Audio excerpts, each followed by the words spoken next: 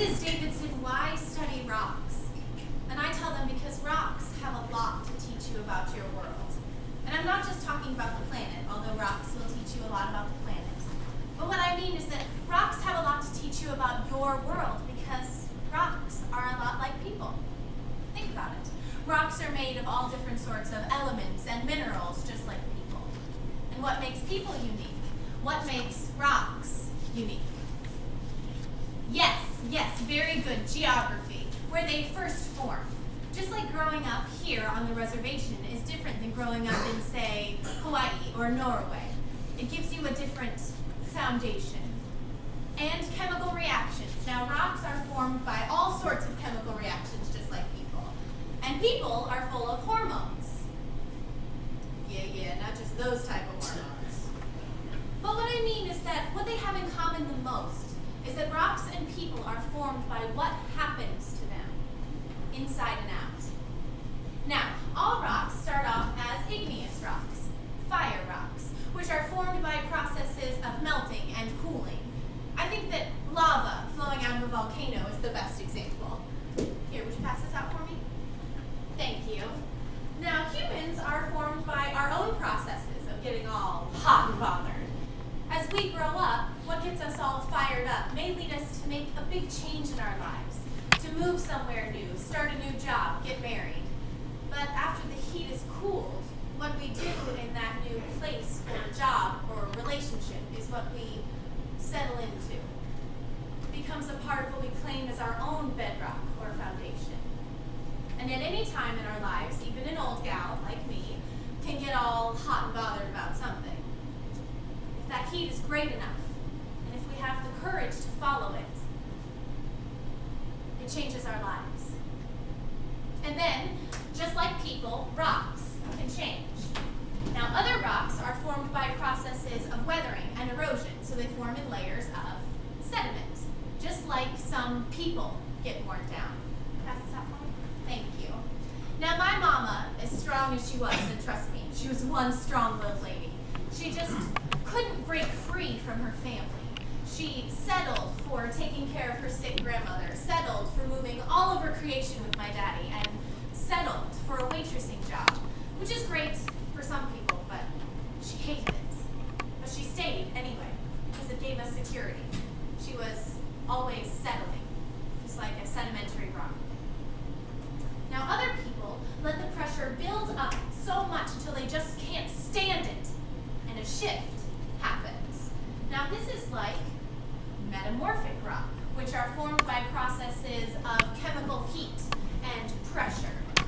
Now, unexpected events can jolt us into becoming metamorphic. Thank you. Even when we didn't think we had it in us. When my husband, Henry,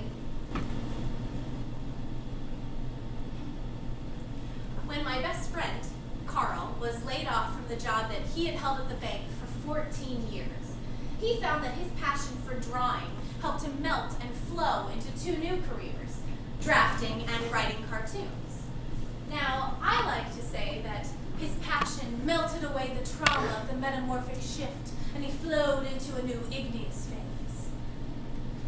But he just looked at me like I was crazy. All right, now would you pass those samples back to me? And while that happens, we're going to have a little pop quiz. Now, the three types of rocks are, the first one, fire rocks, or Igneous. igneous. Ooh, very good. And the second, worn down. Sediment. Very good. And the last, very good. A pluses, guys. A pluses. Now, every rock has its own cycle. So whenever I'm feeling stuck and thinking, this is just the way my life is going to be, I figure, heck, if a rock can change, how stuck can we really be? And if some big surprise comes, catastrophe or not, I figure maybe it's time for a big shift that I didn't even know I was ready for. So, why study rocks? I do it to remind myself of the ability that I have to change. Changes! Changes! Oh, do your homework.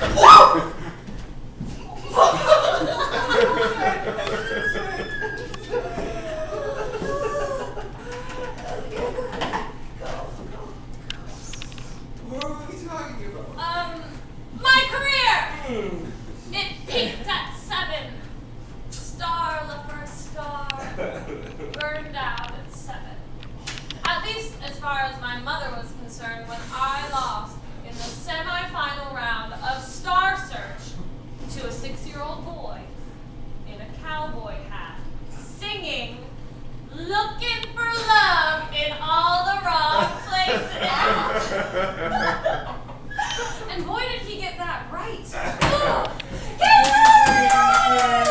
You're just in time. I was telling Carey here about my sordid past. Great. My mother used to enter me in all those damn pageants. You know the ones where they want you to look like sweet and cute, and then they make you up to look like you're 10 years older than you really are. And I won a lot. I won a lot of money. But it was never enough. So finally, I had a nervous breakdown. I was 12 at the Miss Junior Ohio contest. I know. But I just started crying, and I ran off stage. Mother slapped me. That shut me up, but not for long, because I cried for days. So, this one is for dear old mother, who always kept pushing, and pushing. Well, I'm not trying to be your good little girl.